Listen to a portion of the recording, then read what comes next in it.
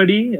Welcome all to those who are watching it live right now and those who will be watching it on YouTube later. Welcome to the fifth episode of In Conversations With, and our today's guest is the founder of the Slamdance Film Festival, the festival which is responsible for launching filmmakers like Christopher Nolan. And he himself is also an independent filmmaker, and he's very active and vocal about the art of independent filmmaking. Welcome, Dan. How are you doing today? I'm doing great. Thank you very much for inviting me. It's wonderful to see you all. So, tell us a little bit about what's been going on. Are you traveling or are you shooting something, or what's been going on in terms of project? Yeah, so I recently filmed. It actually wasn't so recent. It was during the beginning part of the pandemic, but I shot a film called 18 and a Half. Yes, here's the mug. That is correct. Okay. Always important to have a mug. Yes. Merchandising is always important. Yes, and it's for those who haven't heard of it. It's a thriller / comedy that takes place during the Watergate scandal with Richard Nixon in the United States in 1974. So it's a period film, and we started shooting it on March 3rd, 2020. What could possibly go wrong in March of 2020?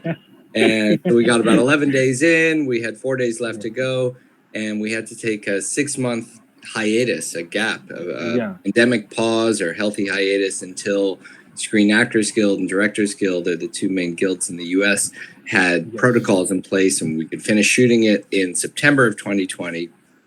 And then we finished post-production on the film and started playing at festivals throughout 2021 and into 2022.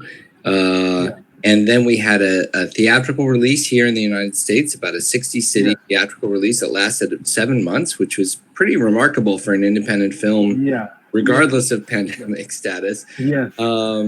And then we've seen it, it's been really successful in a lot of ways. It's certified fresh on Rotten Tomatoes, which meant we get over 40 reviews. Congratulations for that. Yeah, thank you. That too. And it's been playing on airlines around the world. JetBlue, Virgin Atlantic, Emirates, Qatar, Air New Zealand, and Singapore Air. And then in the US, it's been playing on Stars TV and Sky Cinema in the UK. So, and I'm actually right now, I'm finishing up a documentary about the making of the film. And that documentary is already a half hour longer than the film itself. It's almost 2 hours long. So anyway, all of which is to say, you can make a film 3 years ago and still be working on it now. And then now there's also talk about turning it into a play too. So I'm working on that a little bit as well. Oh, so there are a lot of things happening simultaneously, and good, and really happy for you and good for you. Congratulations, firstly, for all of that. And thank you. I wish that we could see this film, and I hope that we are working towards it. Spoiler alert to everyone else watching it. So let's see what happens. So then, we will be kind of rewinding back a little in time, and let me ask you that. Can you tell us a little bit about your background and how did you get into this independent filmmaking? Sure. So I was born in Omaha, Nebraska, which is in the middle of the U.S., and didn't know anyone in the film business, but and there wasn't much going on. I didn't grow up making films as a kid. We didn't really have the ability to do that. But then I went to college in St. Louis, and I went to school on a math scholarship. And then I quickly dropped out of math after the first semester and became a history and political science major. And but I went to a school that didn't really have a film program either. There was one Super 8 class, and I took that. But then I did some summer classes at UCLA, which has a very established film school. And it was great. I learned 16 millimeter cinematography there just over the summer, and then went back and I stayed involved with doing as much film as I could in college, which wasn't much, but it was a little bit like you guys. There was a film society run by students. We showed movies, actually 7 nights a week we showed movies on campus.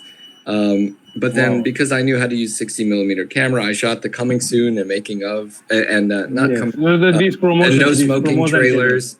Yeah. Yeah. So, but then I worked in Washington, and when I graduated, I worked in Washington for a couple of years as a speechwriter to a U.S. senator. But even that, about once a week, we would record the speeches in a video studio in the basement of the Capitol. So that kind of kept me a little bit creative with film, sort of.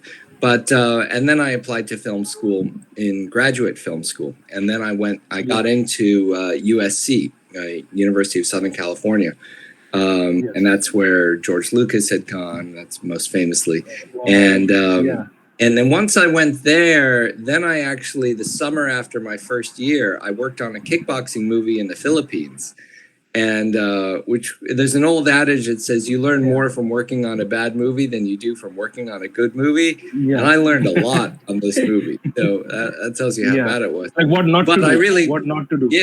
Yeah, exactly. But what was nice was I really did see it in the course of a summer go from script stage, because one of my screenwriting professors wrote the script for it, to to filming, to production, to post-production, and then all the way done at the end of the summer. And that really gave me the kind of the confidence to say, you know what, I think I'm going to do a feature film for my thesis. And I was the first person at USC to do a feature as a thesis film. And I went back to Nebraska, to Omaha, Nebraska, where I'm from. And I teamed up with a local producer who turned out to be Robert Altman's grandson. And then Robert Altman kind of became our mentor on the film, which was pretty amazing. For those who don't know, he was really, at that time in the mid 90s, early 90s, he was really the king of independent film, even studio film in the U.S. And I just learned a tremendous amount from him. And anyway, and so that was the film. It was called Omaha the Movie, that we then didn't get into Sundance. And this was at a time in the mid 90s when, if you didn't get into Sundance, that was it. Yeah. Like that was the one place where Sundance stood for independent films. Like that, exactly. synchronous with independent films. Yeah, and it was really, other international festivals would just rely on the Sundance catalog every year. Like, oh, I guess these are the 12 independent films we'll show this year. Other regional festivals in the U.S. relied on it. So if you didn't get in, and we had distributors tell us point blank, oh, we love your film, we want to give it distribution if it gets into Sundance. And if it doesn't, forget about it. So, but at the same time, this was at a time of what was called the Hollywoodization of independent film. It was right around when Miramax had just become part of Disney. Yeah. Fine Line was becoming part of Warner Brothers, when Fox was launching Fox Searchlight. So all these things. So like it was during the time of Pulp Fiction, 1992, 1993. Exactly. Yeah. 94. So Miramax already had produced Pulp Fiction. So it was an independent. Exactly. And so that was. And so Sundance kind of went along for the ride, and they were like, woo, we're going Hollywood. And so they started to show more films by second-time directors and bigger budgets and bigger name actors in them, and films that already had distribution going into the festival. Yes. And they kind of left behind the niche of the first-time independent filmmakers working on low budgets, with no stars. And so that was when I co-founded. It wasn't just me, but I got together with a few other filmmakers, and we said, you know what, why don't we do our own thing and go to Park City, Utah, which is where Sundance is every year. And we set up a screening room literally 30 feet down the hall from Sundance and just started showing films. And we came up with this name, Slamdance, that would look good on a t-shirt. And we really combined efforts. And we had been, it wasn't an original idea in a sense.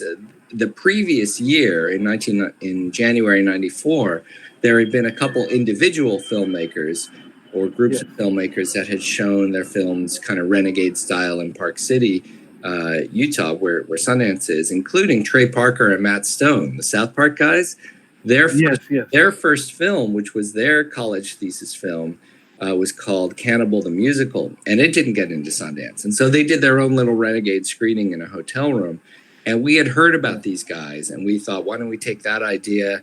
And there were a couple other individual filmmakers that had done things like that. but really combine it with 12 feature films and 12 short films, and really combine all our efforts and all of our resources. And that was the first year of Slamdance. Okay. So now, you told a lot about Slamdance. So now, but at the same time, Slamdance has it has helped launch the careers of some of the most successful filmmakers of our time. So like Christopher Nolan, Leonard Dunham. So can you talk about some of the most memorable films or the filmmakers that have come out of Slamdance? Yeah, so we had, well, one guy who was a production assistant on my film was Ryan Johnson, who Knives Out, Knives Out, Star Wars. Yeah, and he was an undergraduate at USC when I was a grad student, so I knew him. And then we showed his first short film called Evil Demon Golf Ball from Hell at Slamdance, I think our second year. And he's a great guy. And then he became, and Slamdance is also a little bit unique in terms of festivals in that if you have a film one year, then it means you become a programmer and select films the next year. So Ryan was involved. Bong Joon-ho, we showed his first film, Barking Dogs Never Bite, and it was his first trip to the US too. Oh, and so he barely spoke English, but we had a great time with Bong and still stayed in touch with him. We showed the Russo brothers' first film. Yeah, the Russo brothers. In fact, now I recall they also have this Agbo fellowship, which which are sponsored by the Russo brothers. Exactly. Yeah. So now they really give back, and they give a $25,000 prize to a filmmaker every year at Slam. Yes. But they were involved. They stayed involved as programmers for about 3 years at the festival. We showed Christopher Nolan's first film, Following, and it was funny. I mean, this gives everyone hope, I guess. It's that he only had about 14 people at his first screening. Yes. And we're like, and he's like, "Where is everybody?" I'm like, "Chris, go make flyers and pass them out on Main Street. That's the only way you're gonna succeed in this business." Yes. And so he had about 40 people at the next screening, and he's done a lot better since then. Obviously, but for Chris Nolan's legacy now. Yeah, and then he stayed involved, and actually his wife, who's his producing partner, and she was a programmer for a couple of years, and then we had Lynn Shelton, Lena Dunham, you mentioned. I think Ari Aster, we showed his first film. The Safdie brothers showed their first films. Sean Baker, who did the Florida Project, his first film, and he stayed involved. So it's been a lot of people over the years. Yeah, exactly. And then we've had some amazing Indian films and filmmakers too. Yes. So Indian filmmakers, So we can say that way that right now there must be some director who is submitting their film who will be maybe creating waves and history 5 years later or 10 years later. So exactly, and sometimes it can take a while. Because with even the sort of the famous directors that I mentioned, most people haven't seen those first films of theirs. Nobody's seen the Russo brothers' first film, but Steven Soderbergh, who was a big supporter of ours, he saw their first film at the festival, and then he said, "Hey, you guys should come to LA, and I'll give you an office." And that really is what launched their career. So yes.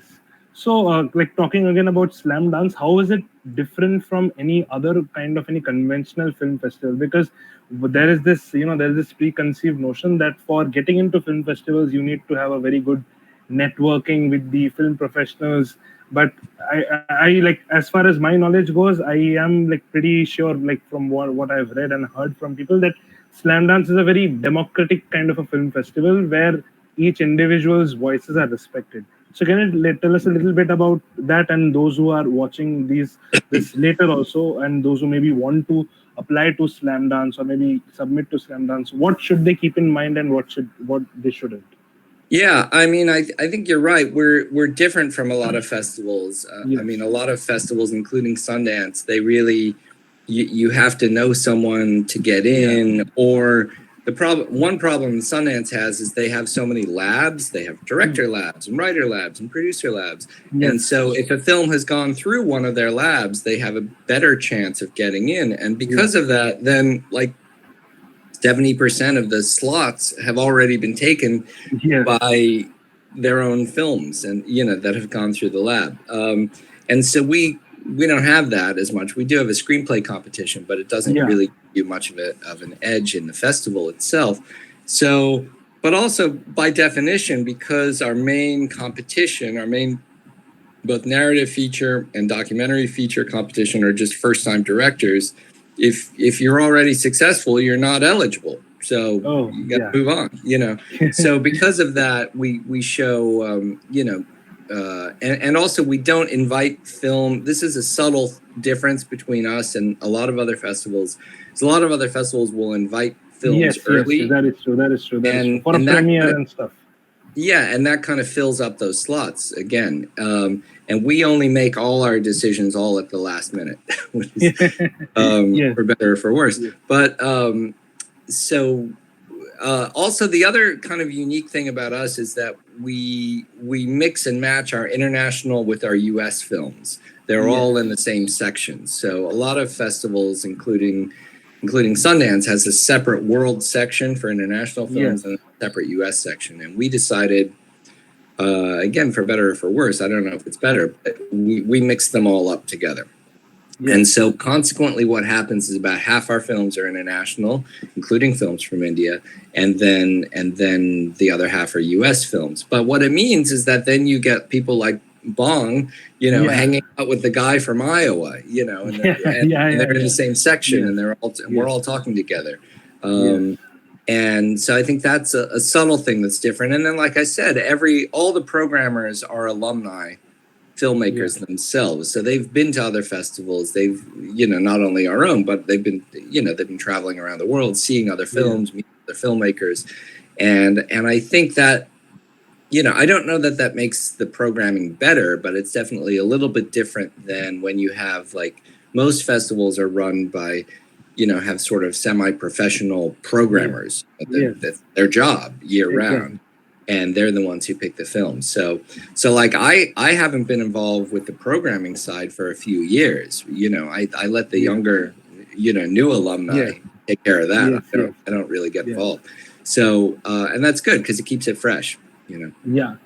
And then another thing I like about Slamdance a lot is that there is no, as I said, there is no premiere status requirement. So like my film can have played at any festivals or it can have released, but at the same time, I can always give it to Slamdance. Yeah, given the fact, considering the fact that I'm a new director or I'm a first-time director. So that's an amazing thing about Slamdance, because what happens is many of these festivals, as you are aware of it, that they have this premiere requirements, and they give preferences to world premieres, international premieres, as you kind of said. Yeah, that said, there's a little bit of a preference for it, but it's not a requirement.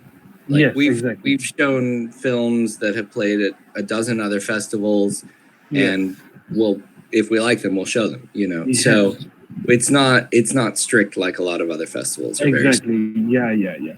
So like now, Slamdance stands for independent filmmaking, and independent filmmaking is known for its challenges from funding to distribution.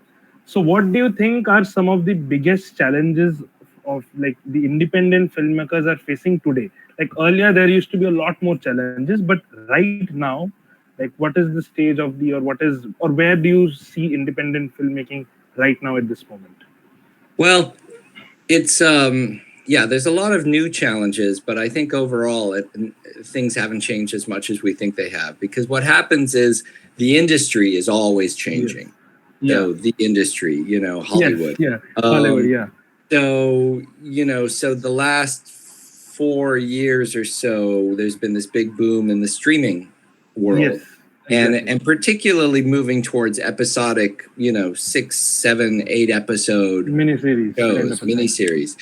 And what happened was that then the big companies like Netflix and Amazon and Apple, they stopped buying independent films to show on their channel, because they realized, in their mind anyway, they thought it was cheaper and better, they could get more subscribers if they would do these episodic series. That's really what they want. They want to get subscribers. They don't really care about films. So it used to be like 5, 6, 7 years ago, Netflix would buy individual films from filmmakers. They never paid very much money, but at least you could get your film onto Netflix and you know. But and then they stopped doing that because now they're making their own episodic series. That's what they want to make. Now the good news for that is a lot of filmmakers have gotten jobs working on those things, both on the crew but also creatively as writers and directors. So it's gotten a lot of people work. So that's been good.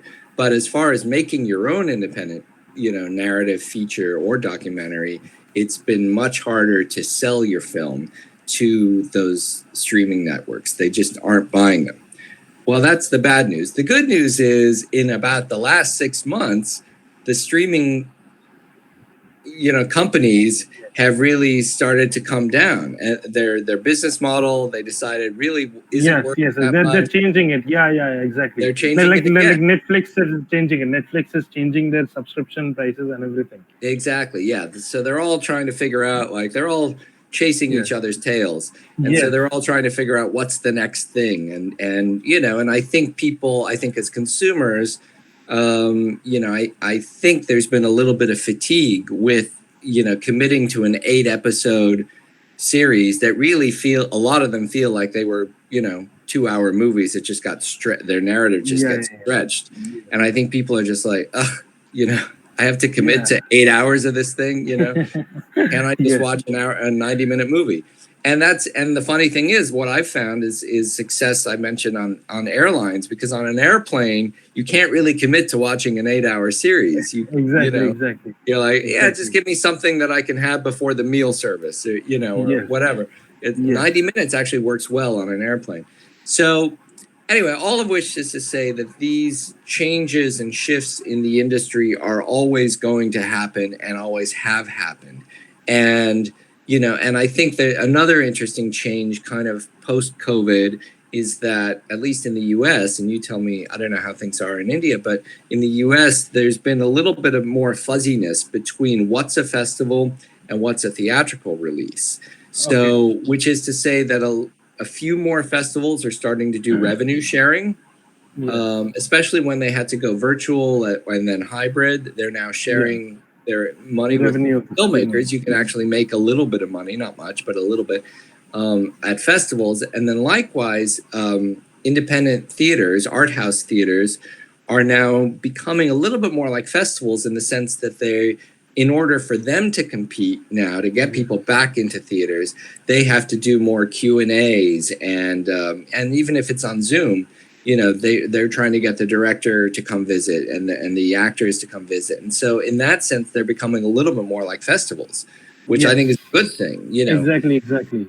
And so, you know, so we did, like on 18 and a half, we went kind of straight from doing 25 festivals on 4 continents, and then it just kind of segued into doing, you know, the 60 city theatrical release. And a lot of them, it was like, wait, is it a festival or is it a theater? Because a lot of festivals are opening up their own theaters, and a lot of theaters are starting their own festivals.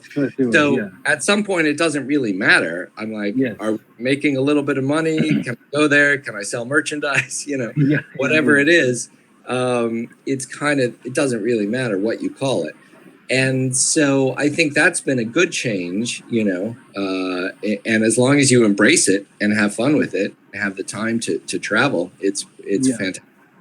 But getting back to sort of the big tectonic shifts in the industry with streaming and the studios, what I've found over the years, because I've been doing this long enough, is there's always going to be these shifts in the industry, and none of them pay that much attention to independent film anyway. So at the end of the day, you know, you should be making your film because you want to make your film. You want to create art and share that art, you know. And there's a great quote from Monty Hellman, the late director, who said, you know, if you make a film for money and it fails, then you've lost money. But if you make a film for art and it fails at the box office, you've still got your art. And I think that's a really great sort of way to think about these things, is that, you know, why are you making a film? Who are you making it for? And enjoy that. Like, if you're making a comedy and you want to hear the audience laugh, go to film festivals. If you're making a horror film and you want to hear people shriek, play it in a theater, however you can get it in a theater. Because the problem that a lot of filmmakers had with the streaming era is that even if they did take your film, there's no engagement with the audience at all. On Netflix, there's no commentary track, there's no Q&A, there's no comment even. So, and I think I like to think of us as, in a sense, we're all performers. We make a piece of art, but it is an art form that has to interact with an audience somehow for it to exist. It's like the tree in the forest. If it's just light and shadow or digital bits, if nobody sees it, does it really exist? Exactly. So if you're not having some engagement with the audience somehow, I think it becomes less of what you think it is. Yes. That is absolutely correct. In fact, I was talking to Ian Simmons the other day for this only, and over there also there is this. He was talking about these these independent theaters. Like there is this Music Box Theater in Chicago, which kind of does all these independent film screenings. And I don't exactly remember the name of the theater, but there is also one opening up in Los Angeles, with a documentary is also coming out on that, and Ian also covered it. So over there also what they do is that they are, in fact, over there one Bengali film is playing called Dostoji. So it's an Indian film in the Bengali language. And over, like, as you asked, in India there is no concept of independent theaters. It's all the multiplexes, which we call, which are usually situated in those shopping malls. So they're like 6 screens together and only the big tentpole films play. And all these independent and small films, they usually find their ways directly into the streaming platform. And in fact, the business model here is also very different from the West. So like in West, you are actually, people there still buy those, those DVD blue tracks or these extra commentary tracks and everything. In India, it's not the case. In India, it's totally a different thing. In India, it's direct theatrical. And over here, satellite is a very big thing. So people watch movies on their TV. So like in the TV channels which they come. And so in a way, yes, independent filmmaking in India is a different scenario from what it's happening in the US. And but I think also that slowly we are also progressing towards that, and more independent filmmaking and filmmakers are coming up, because it kind of gives the freedom to do what you want. And slowly the number of independent filmmakers are also growing here in India. So that is a good thing which is happening. So in your opinion, what role do independent films and filmmakers play in the larger landscape of cinema? And why do you think that important? Yeah, I think that's a good point. And it's funny because I live in Los Angeles, and I'm literally a block and a half south of Sony Studios, one of the biggest studios in the world. But since I'm south of them, technically they're in my shadow. So, and I think what people forget is it really is an ecosystem. Like, someone Hollywood show on Marvel, but then that means that gives them enough money to then work on their friend's indie film. I mean, my visual effects supervisor, who's one of my neighbors, was working on a big Marvel show, and then he had like 2 months off and like worked for me for free, pretty much. I baked him sourdough bread, and it was, and that was enough to feed him. My composer, Luis, he, because we did a lot of original music on 18 and a half, and we did a whole Oscar campaign. We were an Oscar contender for best song and bass, which was a lot of hype, but it was fun. We got a lot of press just for that. And based on that, Netflix called him and said, "Hey, do you want to do a music track for us for some show that they have?" And now they're paying him a lot more money than I paid him to do a whole movie, just to do one cue. So there is this, I think people forget that there's this interdependence and coexistence between independent film and studio. It's not as antagonistic as people think, because we rely on them, or Panavision, the big, camera. They give a lot of independent filmmakers and student filmmakers free cameras. Exactly. Well, they do that because they're getting paid by Warner Brothers, to make rent their Elvis. cameras. Yeah, exactly. And Elvis was that shot gives, on Panavision. exactly, and that allows them to then give free cameras. I mean, they give me a free camera on my first film, and I know they're still doing it. So that's kind of a nice way that the industry kind of coexists, at least for filmmakers based in LA. But I think it's the same even, in Chicago and New York, and I'm sure even in India, you guys have similar, Yes. back and forth. And the interesting thing is that it hasn't changed in 120 years. Yes. In Hollywood, there's always been sort of the big A-list Hollywood movies, but there's always been this undercurrent of people working at the studios that steal the camera over the weekend and go shoot a movie, Exactly. or give it to their friends or something like that. So it always happens. So that's why I kind of look at like the specifics of the industry. Oh, it's streaming this year, it's episodics one year.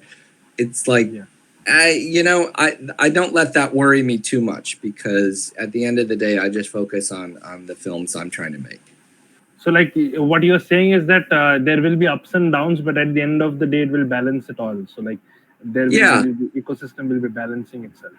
I think so, yeah. And there's also, creatively too, the same tools that you use to make a low budget independent feature, the same creative tools, directing, editing, camera, sound, all those things. And then if you do get a job in the industry, now you're a showrunner for an 8-episode Netflix show.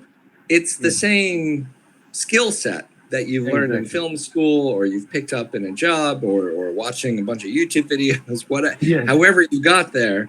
The same writing, directing, editing, storytelling. And that's the other thing too, that I think that I've tried to be over the years, is a little bit flexible about the medium. So if I'm doing a project and I think, okay, this is a 90-minute independent film, great, I'll do that. But if I think it's better suited as a web series, or to pitch it as a TV series, or as a play, or as a book, like, I'm not too fussy about it. It's still storytelling in whatever capacity that is. And I think that's the other thing to kind of think about, especially as, you guys are all fairly young, certainly younger than me, is that the medium will change, the technology will change over the next 30, 40, 50 years. We know that because it has changed over the last 40, 50, 60, 20 years. So, but the creative techniques don't change. When to do an edit is going to be the same, whether you're shooting a cut scene on a video game, or a TV show, or a commercial, or a music video. Like, knowing when to edit is going to be the same no matter what. Shooting a pretty picture in a camera, whether you're shooting a TikTok video, or an iPhone film, it's the same techniques. So like what you're saying is that the fundamentals are going to be there forever. What will change is like the mediums, and this is a very I'm hearing for the first time from a filmmaker who is very positive about the future, because nowadays what happens is people are trying to bash these new technologies, and they're like, oh my god, I have to do it in film, I have to shoot it in film. That's a different debate whether to shoot it in digital or film. So that's a whole film Twitter thing. But that's a very positive way of looking at it, and that was a really nice perception I got about this, because I never thought it personally about it this way. And what you are saying is that what really matters is the storytelling and not the form of storytelling. So we can even make a film in a 16:9 ratio vertical format, and it can work maybe in theaters. And I think your philosophy is also reflecting in the Slamdance Film Festival, because Slamdance is very of these few film festivals where, in fact, I remember a few years back there was this film called Vertigo AI, which was made by an AI, which was played in Slamdance. It was, I think, in 2018 or 19, I don't remember. But nowadays this is being done using ChatGPT. And we are in the technical school, so now everybody is about ChatGPT and everything. And that film is actually, I was just, in fact, today only while I was researching for our conversation, I was like, wait a minute, I've seen this film long back when I was making movies also. So like in that time, so yes, I've seen this film, and yes, guess what? It's Slamdance. And so, what will be your advice to all those aspiring filmmakers who are in this conversation and who are also watching later? So, what should they follow? Marry well. Yeah. Whatever you wind up doing in film, find a good partner that will help support you emotionally and otherwise over the years, because it can be a very lonely existence. So find a good partner in life, but also creatively find collaborators. And whether you find them in school or on your first job or whatever, but have a group of people that or neighbors, when all else fails, you can count on them and they can count on you to help you. I think that's been the key to Slamdance. Was we started as a group of collaborators and we kind of kept that going. But also just, for myself as a filmmaker, when the worst thing in the world happened, the pandemic happened, and I had to, I went from having a crew of 24 to literally my laptop in my house. And, and I was like, okay, well, I need some help shooting insert shots. Well, I've got 2 teenage kids. All right. I put them to work, so, and my neighbor's a visual effects artist. Great. He's the visual effects artist. My other neighbor's a composer. All right. It's literally, I looked around, who lives to the left of me, who lives to the right, and we're making a movie. And that was it. But I didn't let the pandemic slow me down, so because I had a core group of kids. Number one, have a lot of kids, because you can always put them to work on your film. And I learned that from Robert Altman. A lot of good directors have a lot of children. The Russo brothers, they all have a lot of kids. Chris Nolan, he has a lot of kids. So have a lot of kids and put them to work, and then have friends and collaborators that and again, like as technology changes, as new formats change, learn from each other. Don't be stuck in your ways. Always keep going, oh, what is the next new thing? How do I incorporate AI or ChatGPT into the next thing, if that's the next thing, and then 3 years later it'll be something else. Exactly. And before I move on to the audience question, so you guys can get ready, I will be just asking the last question, like from my end, and that is, what lies in the future of Slamdance and in your filmmaking career? Future of Slamdance, I don't know. We kind of take it year to year, so I don't know. But I think we'll probably continue. And then for myself, I'm actually, a friend of mine, again, a close collaborator, one of the other founders of Slamdance, is actually just wrote a script that I'm reading right now. Wow. That might be my next project. So that's why I say, like, I keep going back to the same group of friends, But then again, I'm still working on, there's still a lot to do with 18 and a half. I mean, that's the other thing that I've learned is it's very easy to think, okay, we've spent 5 years trying to get a movie made and now we're done. It's like, no, now you have another 5 years left to go. And you can't abandon your film. So, we're still dealing with taxes and accounting and international distribution and educate. We're just are about to sign a new deal for the film to play at campuses in the US, colleges. And I do a lot of college touring with the film, but also now there's talk about turning it into a play, and we have a play reading scheduled in August, and now we have to write a play adaptation. And that'll be fun. We're looking forward to it. Exactly. So we'll see when the next script is ready to go, and then I'll work on that. But in the meantime, we're lucky on 18 and a half that all of us are still talking to each other. We're all still friends. Everyone who made the movie, and that doesn't always happen. So that sort of encourages me. And it's original IP, which means it's an original story. We have the rights to, if we want to turn it into a TV series, we can. If we want to turn it into a play, we can. So we'll see how long it takes that we can keep beating the dead horse. But So like it's a long journey. It's not a sprint. It's a marathon. It's very nice way to put it. And now I'm going to hello. Yeah, am I audible? Yeah. Hello. Yeah, am I audible? Yeah. Hello. Yeah.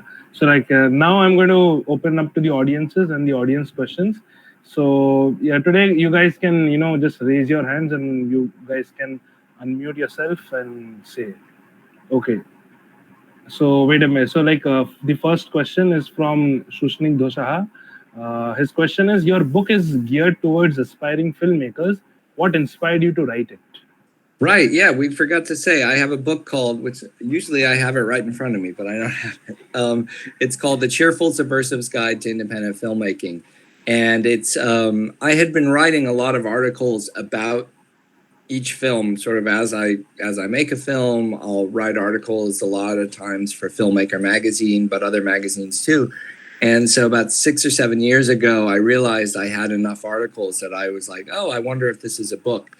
And then I talked to Focal Press, which is part of Routledge, which is a big UK publisher, and they were interested in doing the book. So, and yeah, I mean, I'm very much of the belief that if I discover a new way of doing casting or financing or distribution or just directing, I should share that with other people, just as they have shared with me.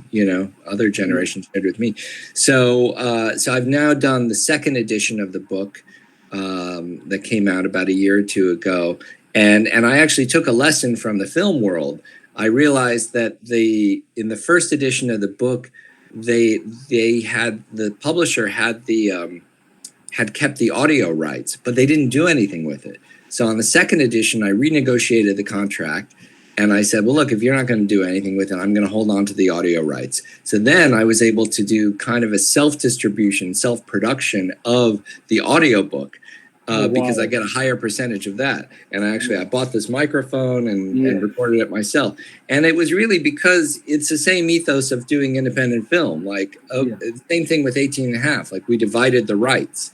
And so if some distributor isn't going to distribute your book or your film or your podcast, whatever, just do it yourself. And so that's what I've done on the book too. And someone liked the. I saw that there was a comment about the mug. So, yes, that is Dripto. Dripto is saying that mug looks sick. The one with the black. Yes. So that's actually his film's merchandise. Yeah, this was. I actually came up with this logo early in the process, like right after we wrote the script, and we did we were doing a crowdfunding campaign. We use Seed and Spark, but I've used Kickstarter before. And this is actually in our crowdfunding video. This is an animated thing. You see it starts as a tape player. I don't want to turn it because I'll spill coffee on myself. But it turns and you see it's a rotating reel-to-reel tape player. And then you see it's the logo 18 and a half. But the problem is that we had this nice knife in there. But when we were shooting the film, we have a character with a knife. I don't want to ruin the ending. But we had a prop rubber knife and it broke after the second take. And so you don't really see the knife very much in the movie. But it was stuck in the logo. So, that's what we have. So the next question is from Arun Kumar. He had raised his hand. So Arun, you can just unmute yourself and ask. Hi, Arun. Can you hear us? Am I audible, sir? Yeah, you're audible. I would like to know that how did you get the idea to produce this film first time? Sure. Yeah. So it's a great question, Arun. Thanks. So the last film I made, which was called Bernard and Huey, we were shooting the last day of that in New York City, and most of it was shot in LA, but the last day was in New York. And then the next day was a presidential election in the U.S. in 2016, where Trump got elected president. You may have heard about him. And then the next day after that, I was taking our dailies and was showing them to Jules Feiffer, who's a famous cartoonist. Actually, that's some of his cartoons behind me. But he was the screenwriter of the movie. And he lives on the tip of Long Island, so about a 3-hour drive from New York City. And I went out there and was showing him dailies. But Pfeiffer was as I mentioned, was a famous cartoonist. He won a Pulitzer Prize. He's also an Oscar and Tony-nominated playwright. But he won the Pulitzer Prize for political cartooning in the early 1970s for his cartoons about Nixon. and about Nixon's Watergate scandal and all that. And so we inevitably started talking about comparisons between Trump and Nixon. That's a lot of us had a lot of angst about that in the U.S. And we're like, well, how many impeachments could this guy have? Anyway, so we were talking about Nixon and Watergate, and it's an area that I mentioned. I worked in Washington. I'd actually written about Watergate before. I knew a few people that were, one of my professors in college was involved with the Watergate scandal. He was kind of a victim of it a little bit. It's a long story, but and then that night I stayed with a friend of mine, my friend Terry Keefe, who was an indie filmmaker in LA and then had inherited a motel in also very close to where Pfeiffer was. And so I spent the night at this motel that his grandparents had built in the 50s and 60s. And it was a beautiful vintage motel called the Silver Sands Motel. And he had done a lot of, because he's still a producer, he hosts a lot of fashion shoots for Vogue and Harper's, like high-end fashion shoots there, and some music videos, some commercials had shot there. But he said, no one's ever shot a feature here, and we're closed in the winter, and I'll give it to you for free if you come up with the script, and everyone on the cast and crew can stay here. And the hardest thing in doing any kind of a film, but especially a period film, is do you have a good location that looks right? And this was like a perfect location because it's a motel, but it's also cottages. It's like a 40-acre complex. And I was like, oh my God, this guy's giving this to me for free. Now I got to write a script. And we were just talking about Watergate. So I was like, okay, well, let's figure out how to do a Watergate script at this location, which is nowhere near Washington, D.C., but we sort of, in the context of the film, we made it a little bit closer.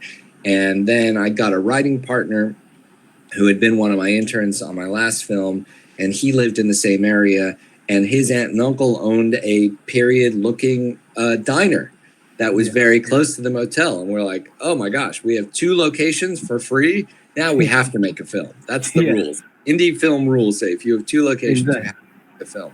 And so then we did. Then we just had to write the script for the, for the locations, and that was pretty much it. So, and it's not the first film I've done where I've had the locations first. That's like second or third film I've done. It's like a backtracking process. Like you have these resources, and then you're making a film out of it. Exactly. Yeah. And it's pretty common in indie film to do that. Yeah. And whether that's your own apartment or your parents' house or whatever it is. Yes. Yeah. Exactly. So Arun, I hope that answers your question. Next question is from do you have any other question, Arun? Yes. Yeah, you can ask. Sir, you have filmed a lot of movies. So what is so special about this 18 and a half? Well, it's the most recent one. That's what makes it special, for one thing. But also, it's, as I mentioned, it's original. It was an original story idea I came up with and then collaborated with my friend Daniel to write the script, and Terry, and which is a little different than the last film I did before. Bernard and Huey was based on a 30-year-old script that Jules Pfeiffer had written, which was great. And it was great collaborating with this guy. And because he had worked with Mike Nichols, directed one of his films, Carnal Knowledge, that Jack Nicholson was in 1969 or 1971, I think. And but that was kind of a one-off thing. Like we could make the film and that was it, and it did well, and we were happy with it. Before that, I had done an adaptation of an off-Broadway play. So this one, though, I think is a little bit closer to my heart. It's a little bit more to my own style and preferences, and like I said, it's because we own it outright. We can kind of do more with it in other media, which I couldn't do with the other ones. I mean, one was a play adaptation, so it had already been a play. So, so can't turn it into a play again. Anyway, so yeah, and it went well. I mean, I think it's my most successful film in a lot of regard. I don't know about financially, but certainly critically. This was the first film that was certified fresh, which is sort of a thing, and it got the widest theatrical release, and did the best on airplanes, and so all my investors are happy too. So so far, anyway. Yes. Arun, do you have any other questions, or can we move to the next one? Not this time. You can move to. Yes. Sure. Yes. The next question is from Dripto. By the way, thank you, Arun, for your questions. The next question: why? It's a very comical question, but why do so many directors like shooting films in New York? So there's a couple reasons. I mean, number one, it's sort of a great iconic location. You know, you just point the camera and there's the Chrysler building or the World, or not the World Trade Center anymore, but the Statue of Liberty, or all these great locations that everyone around the world recognizes. But also, New York City makes it easy to shoot there.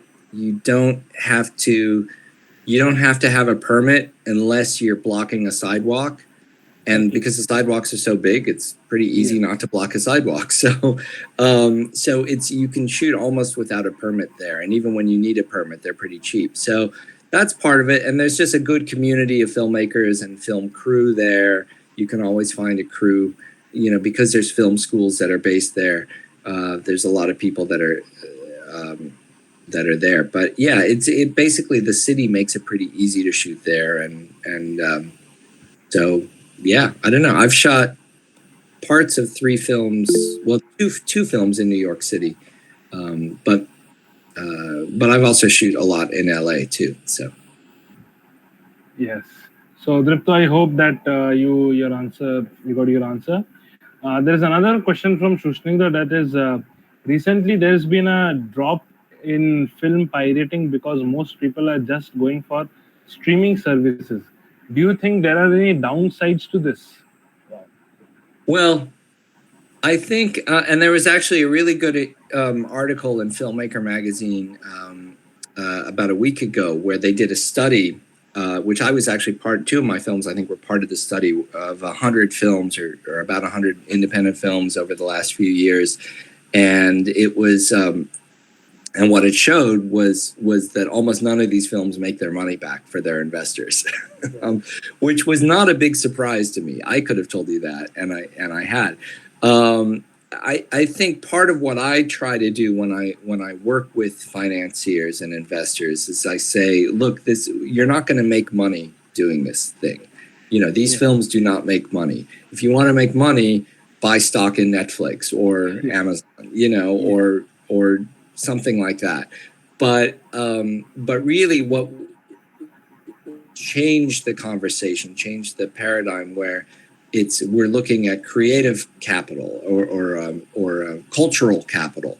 We are creating art in a sense, and whether it's capital A or small a art, and that these people are backers, they're donors, in a sense, in the same way that rich people have always supported, art museums, and at least in the U.S., I don't know how it works in India, but rich people always give money to art museums and theater companies and operas and symphonies, and they get a tote bag or they get a mug, and they get to have their name on a building, or their name, or in our case, the name in the credits, as a producer of some kind or another. And we invite them to the premieres and the theaters and the parties, and they get to meet the cast and crew and make it about that, and don't make it about the money. And I think as long as you set up those expectations that way, people will be happy, and they'll come back and invest in your next film, because they're not doing it to make money. And if it does make money, great, but that's not the reason for it. So because the interesting thing is, you can't, if Netflix is doing a series or Amazon is doing a series, they don't take outside investors either. So it's not like there's other opportunities to put their money into the film business. Like, independent film is kind of the only way individual investors or donors or backers can really stay involved. So why not give them that opportunity? Okay, Arun, you have another question, it seems. I have another question. Sir, I would like to say that IIT is MIT of India, and I saw a very beautiful film, Beautiful Mind. So I would like to request you to make a short film with the IIT Madras. It would be a great honor for us. Sure. Yeah. No. Well. Yeah. Buy my plane ticket, and I'll be there tomorrow. So, no, I'd be happy to come out there and work with you guys. That would be a lot of fun. Yes, sir. Thank you, sir. Thank you. And I think this is the last question. Again, I think he's again asking it sarcastically, but like, it's. Do you really feel there is a need for Tom Cruise to perform all his stunts on his own? Why can't CGI replace all what he does? Yeah. And you know, I just want to add into this. That is, he may have asked this in a very, with a comical tone, but I want to really ask you, in terms of CGI and everything. Now we know that many independent films are also using that CGI and everything like that. So what do you? And at the same time, big studios are also using. So what do you have to think? What do you have to comment about the gap of the CGI use in independent film versus studio films? Well, that's what's interesting, and I kind of mentioned this before. Like, I have this friend Andres, who's originally from Colombia, but he's my neighbor, and so while he's working on the big Marvel films and getting paid good money for that, he actually has a team of collaborators and artists, CG artists in Mexico, and they worked on my film, and that's what's nice, is that we can take advantage of all these high-tech techniques, that the studios are doing, and they're paying for, and they're paying for the research and development of all these, whatever the technique is of the year, and we can start to use those techniques ourselves. So whether it's like, Star Wars, the Mandalorian was the first one to use the volume, which is this. Yes, exactly. We were talking about that with one person who was actually who has worked in the volume in Flash and all these kind of TV shows. Yeah, he was talking about that. Yeah, and again, one of my neighbors was the prop master on the Mandalorian, and he was, 3 years ago was telling me about this thing, and I was like, wow. But what's nice is now the prices for these things have come down, and now film schools are putting in their own volumes, and people are learning how to use them. Now, technique-wise, it's still the same as rear screen projection, which Méliès was doing 120 years ago. So it's a very glorified rear screen projection, and when you think about it, green screen was kind of a bad version of it. And now it's come back to rear screen projection. Yes, it's like the circle of life. It's again coming back to where it all began. Yeah, it's just a lot more expensive and dynamic and futuristic. Exactly. Yeah, but that's the thing, is make friends that are working in the high end of the industry, because when they have a week of downtime, they may be able to help you out. Yes, and the last question is from Vishal. Vishal, you can go ahead. This is the last question, guys. Others, I'm sorry. Yes. Vishal, go ahead. Hello, sir. Am I audible? Yes, you are audible. Yeah. Hello, sir. My question is regarding writing process. If you have a story, how do you decide the tone of the story? How do you decide in which tone would it be conveyed in a better manner? That's a great question, because this is the film 18 and a half. A lot of people have said, oh, we kind of change tones a lot. It starts as a thriller, and then it becomes a comedy, and then it becomes sort of a thriller again. And it's a good question too, because having made a number of films, like I've done dramas, and I've done comedies, and I've done farces, I've done 2 musicals. It's a good question, and I think part of it is you tell the story you want to tell, and see if it's funny, then tell people it's a comedy. If people laugh, it's a comedy. If they don't laugh, say, oh yes, it was meant to be a drama. But I think people get a little bit too set that a film has to have a specific tone, and that tone has to be the same throughout the whole film. I mean, a lot of great films over the years, and especially in the 70s, would really radically change. You could watch a comedy, and then all of a sudden somebody dies at the end. You're like, oh, wow, And I think for me, the important thing is it entertaining? Will it somehow move people, make them laugh, make them cry, whatever it is, is it entertaining from moment to moment? Because I think when you think back on a film after you've seen it, you only think about 2 or 3 key moments. You can only remember 2 or 3 key moments in a film. But you're left with a general impression of it. And so if you liked it, you liked it. And if you didn't like it, or if it's confusing, then, or the tone is too weird, then maybe it isn't working. But I mean, that's why it's important to have your friends read your script and get feedback from other people, or to do test screenings. I mean, what was interesting with us with 18 and a half was we really didn't have time, or because of COVID, we didn't have a mechanism to do test screenings. Okay. And so we didn't know if it was funny or not until we started premiering it at festivals, and people were laughing, and we're like, "Oh, I guess it's comedy." I really didn't know, if people thought it was funny or not.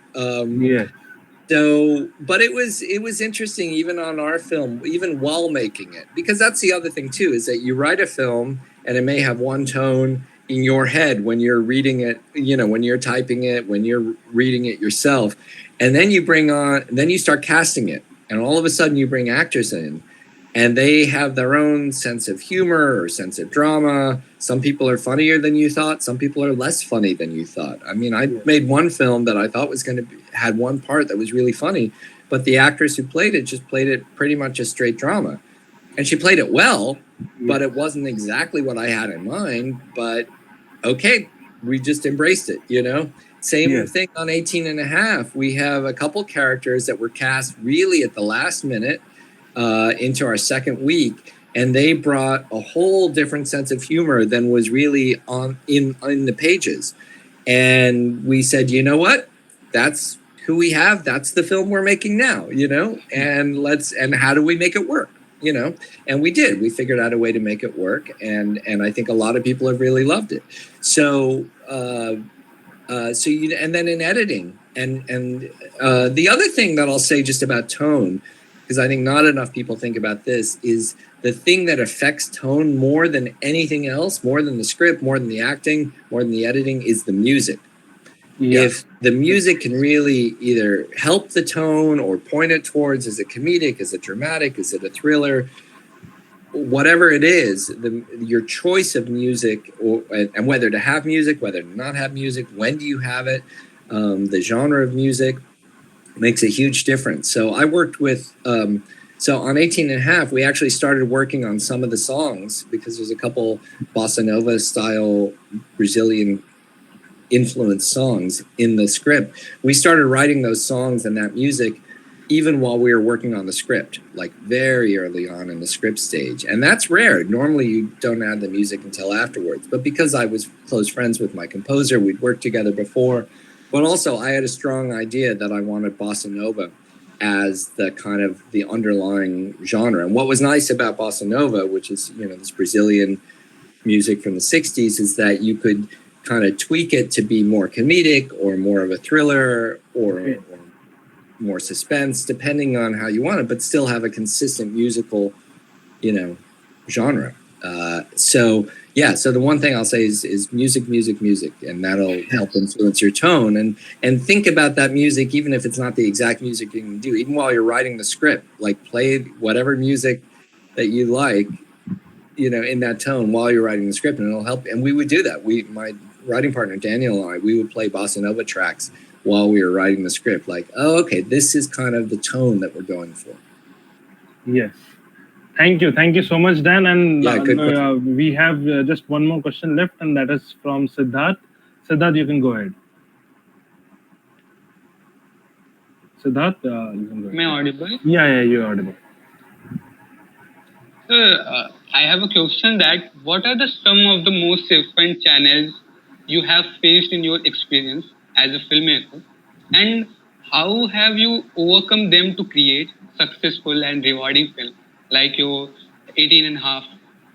Yeah, good question. So what are the biggest challenges I've had? Well, I'll just talk about 18 and a half because it's the most obvious one, is that we had a global pandemic hit in the middle of shooting. So we had to shut down, but I kept thinking, well, we don't know when we're coming back, if we're coming back. We don't know if any of us are going to live, because you just didn't know at the beginning of the pandemic. And so but I took it as, okay, let's go one day at a time, and let's just keep making sure, no matter how bad the pandemic gets, that we still move incrementally a little bit forward every day. So every day I would edit, even if it's just like 30 seconds of video, I would do a little bit of editing, or a minute, or a scene, or a whole sequence. But then the other interesting thing is the film, and when you see it, you'll see it, we have a lot of voiceover performances from people like Bruce Campbell, who plays Nixon, and John Cryer and Ted Raimi. And originally the plan was to always do that sometime in post-production, and we would fly them all to LA and rent a studio and do it there. And then we get to May of 2020, and the pandemic we're realizing, okay, we're here for a while. It's going to be a few months until we can ever get back to shooting. But meanwhile, we're realizing, actors are sitting at home and they don't have anything to edit. Like, I was creative. I had 80% of my footage. I could cut it together and keep working. And by now, Zoom, and things like Google Meet, whatever, were becoming more prevalent and more accepted. And a lot of these actors had their own microphones at their houses. So we said, why don't we just do it over Zoom? And so in May of 2020, we said, you know what, let's, and the 3 actors that we had were all in different locations. One was in Canada, one was in Oregon, one was in California.